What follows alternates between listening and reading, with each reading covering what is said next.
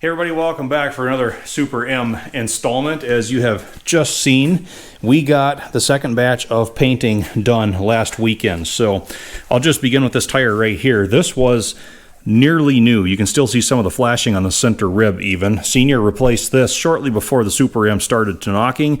So what I did was retain that one. I masked the entire tire off and we just painted the rim. I took the other slightly worn front tire off the other rim, painted that because I was able to find another matching one, same brand and size and everything as that. We just didn't have that when I did the painting. So we're just going to have to go really easy with that rim when we mount that tire up. Hopefully we don't scratch anything. We can always touch up a little bit too if something happens. Here's the lift all unit that Senior refurbed in the last episode. And this second batch of paint had some tins in it that came out pretty nice. I did a little bit more tweaking with the paint mix adjustment on the gun. Air cleaner came out really nice, as did the air cleaner top. PTO shield right here. Pretty good, almost glass-like finish in those. I was pretty happy with it. Mount for this hydraulic control. There's the cup for the air cleaner. There's that fan shroud I needed to have in paint to get the front bolster on, as well as the mud guard. That thing turned out pretty darn nice. Happy with it. Miscellaneous Things. Front fuel tank bracket, as well as holds the steering shaft stuff. We have the little power control box, light switch box right there. That thing actually turned out pretty well. The M&W throttle, we got the pieces painted up for that, and a lot more hardware. It's amazing how much of this hardware stuff you accumulate when you start cleaning up various pieces. So lots of nuts and bolts to actually put this stuff back onto the tractor with. We'll just peruse the clothesline once again. Air cleaner bracket. Here's the gauge pod. These were the only three pieces we had to leave in primer because I ran out of paint. We weren't going to mix paint for those last three pieces, but throttle piece, hydraulic line retention piece. Here's a top bracket for the radiator, U-bolts that hold the cross piece to the steering pedestal. That's the steering pedestal right there. Air cleaner band clamp, air cleaner band clamp, air cleaner band clamp, air cleaner breather, air cleaner to carburetor pipe. We have the power steering bracket, another power steering reservoir bracket. Back here is the PTO rod, some various other brackets for different control rods. We have that clutch shaft, and I believe, I can't remember what this one is. This is belt pulley rod. That's a hydraulic rod. Really long throttle rod right there. And we have the cross piece here that goes on that steering pedestal. That turned out pretty well also. And now I want to take you guys out to the other building, show you what else I have out there, but real quick, I'll set the backstory for you. You can see how badly rusted these rims were around the valve stem right here. You can see a lot of inner tube sticking through, if I can get that light just right. Hopefully it's not too obnoxious. These tires used to have fluid in. Well, this one does not anymore because the previous owner replaced it and just did away with the fluid because it had started to leak and rotted that rim out. This old cracked tire still does have a certain amount of fluid, and I think it's only about that full. Not a whole lot, but this rim is not too far behind. So out in the other shop now, I wanted to show you these. As long as I'm doing brand new tires and tubes, I went with brand new rims as well. Both of them still have the markings on the inside, and you're putting that much of an investment into rubber. I hate to use old rims that have nasty rusted out valve stem holes, and then you're trying to weld and patch and make things better. And honestly, for me, it's worth it for peace of mind, and like I said, for protecting my investment, to mount all that brand new rubber onto some solid rims. So that's what we've got here. And I just finished putting the second coat of the silver paint on the inside. This is what I use for that. Just the Rust-Oleum aluminum. I think we have a number on here somewhere.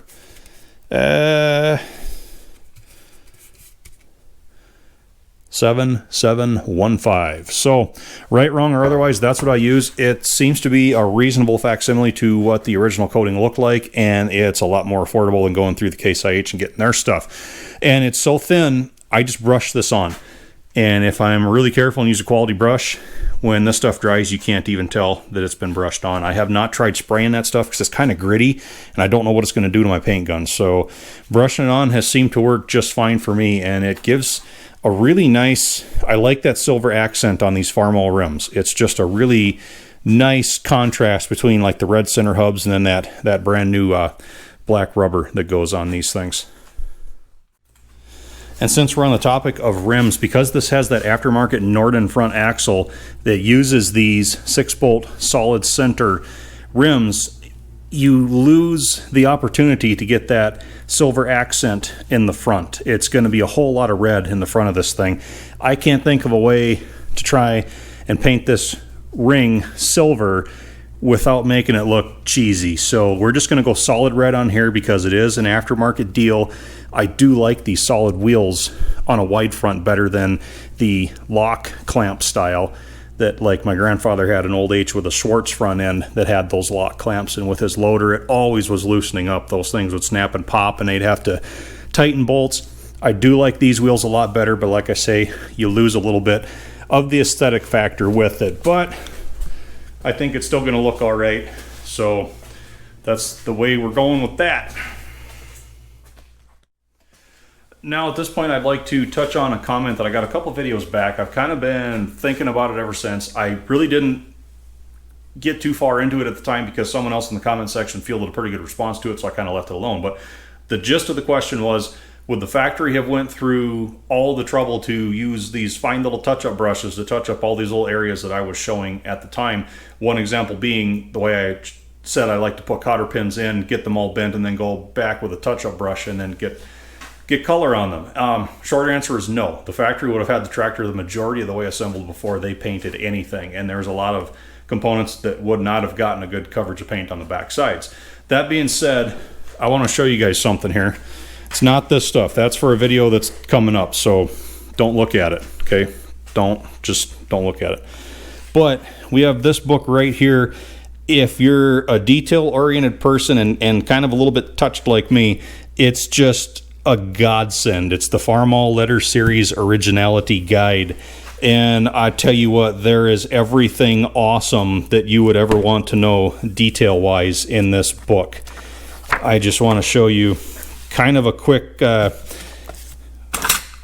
of the paint section right here. There is a lot of good information in here. I'm not going to read the whole thing to you, but it most accurately answers the question of how the factory would have painted these tractors. So, story time. Skip ahead if you're easily bored. Under painting the tractor, IH's engineering department gave the factories definite instructions to follow while painting the tractors. These instructions varied little from tractor to tractor and changed only slightly over time. The first part of the instructions listed the parts that had to be masked off before painting. The engineers gave the factories the option of assembling the parts to the tractor after it had gone through the paint process. However, the few surviving photographs show that most, if not all, of the parts were assembled and then painted. The following was taken from the specs for the Super W4, and it represents what was done with the rest of the Letter Series tractors. Parts to be masked off before painting: battery ignition unit, magneto, spark plugs, and high-tension cables or spark plug and coil wires. All electrical terminals and terminal screws not assembled. Chassis serial number plate. Also all nameplates such as generator and starting motor plates. Glass faces on indicator gauges. Also lenses of head and rear lamps. Fuel strainer glass bowl, seat cushion, steering wheel grip, resistor on underside of voltage regulator, and fuse holder knob. And finally up here, parts to be attached to the tractor after painting included pneumatic tires and rims, batteries, exhaust muffler, decalomania, tags, and instruction books. So that's the gist of it, and there's a lot more in that book that I didn't bother going into, and a lot of interesting detail things. Just one example would be like the masking they used for the data plates and the serial number tags was already pre-cut to the appropriate size, so they just had to just stick it on and go. They didn't have to try and put some masking on there and trim around things.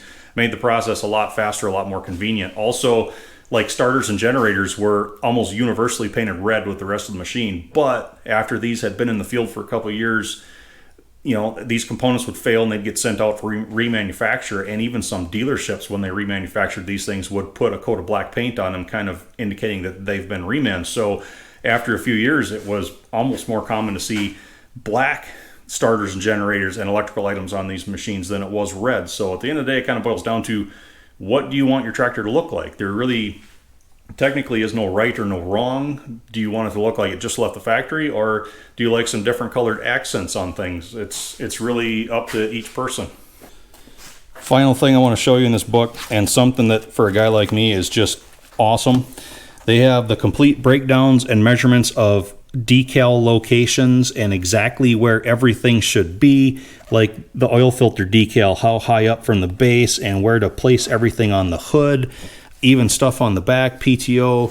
They have breakdowns for every model of tractor in here and exactly what types of decals would be on what models and what build ranges.